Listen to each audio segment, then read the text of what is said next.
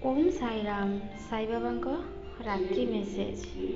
ବାବା କହୁଛନ୍ତି, ଯିଏ କେହି ବି ମୋର ନାମକୁ ଉଚ୍ଚାରଣ କରିବ ତାଙ୍କ ଜୀବନରୁ ପାପ, ଭୟ, କଷ୍ଟ ଦୂରେଇ ଯିବ। ସେଥିଲାଗି ମୋ ନାମକୁ ସବୁବେଳେ ଡାକ। ସାଇ ସାଇ। ସବୁବେଳେ ମୋ ନାମକୁ ସ୍ମରଣ କର। ତୁମର ସମସ୍ତ ପାପକୁ ମୁଁ ନଷ୍ଟ କରିଦେବି। ତୁମ ଜୀବନରେ କିଛି ବି ଦୁଃଖ ରହିବନି। ତୁମ ଜୀବନର ସବୁ ଦୁଃଖ ମୋର ଦୁଃଖ ହେଇଯିବ। ମୁଁ ତୁମକୁ କଥା ଦେଉଛି, ମୋ ଉପରେ ଭରସା ରଖ। ଆଉ ମୋ ସାଇ ଏକାଦଶ ବଚନକୁ ସବୁବେଳେ ପାଠ କର। ଜୀବନ ବଦଳିଯିବ।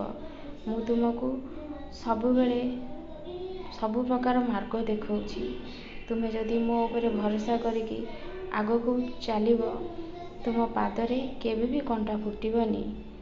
ସବୁବେଳେ ମୁଁ ତୁମ ସହିତ ଅଛି। ମୋ ଉପରେ ଶ୍ରଦ୍ଧା ଆଉ ବିଶ୍ୱାସ ରଖ। ମୁଁ ତୁମର ସବୁ ଦାୟିତ୍ୱକୁ ବହନ କରିବି। ମୁଁ ମୋ ଶିରଡି ମାଟି ଉପରକୁ ଯିଏ ଚଢ଼ିବ, ମୁଁ ତା'ର ସବୁ ଦୁଃଖ କଷ୍ଟକୁ ଦୂର କରିଦେବି। ତୁମେ ମୋ ଉପରେ ତୁମର ସମସ୍ତ ଭାରକୁ ଛାଡ଼ିଦିଅ, ମୁଁ ନିଶ୍ଚିତ ଭାବରେ ବହନ କରିବି। ମୋ ଉପରେ ଭରସା କର। କୌଣସି ପ୍ରକାର ଦୁଃଖ କଷ୍ଟ ରହିବନି ତୁମର। ମୋର ଛୁଆ, ମୋର ସବୁବେଳେ ତୁମମାନଙ୍କ କଥା, ତୁମମାନଙ୍କ କଷ୍ଟ ସବୁ ଲାଗିକି ରହିଛି। ମୁଁ ସବୁ ଦେଖୁଛି। କିଛି ଚିନ୍ତା କରନି, ମୁଁ ତୁମ ସାଙ୍ଗରେ ଅଛି।